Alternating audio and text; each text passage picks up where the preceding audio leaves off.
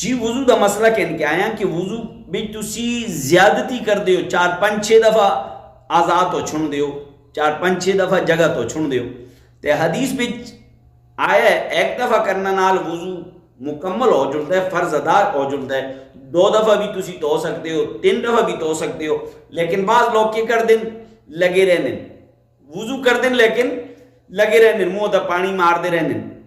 تے نبی کریم صلی اللہ علیہ وسلم دا فرمان ہے فقد اساء وتعدى وظلم. جس آدمی وضو بچ 3 دفعہ کولو زیادہ ہوتا فقد اساء وتعدى وظلم، اس گویا کہ زیادتی کیتی ہے، اس وضو بچ زیادتی دی کوشش کیتی ہے. وضو یعنی اس طرح صحیح نہیں، ٹھیک نہیں اس طرح کرنا.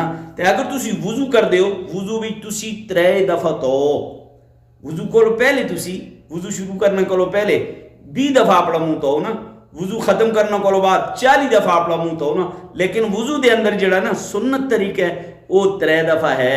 3 دفعہ تو زیادتی جڑی ہے نا، اے مناسب نہیں، اے مناسب نہیں. السلام علیکم.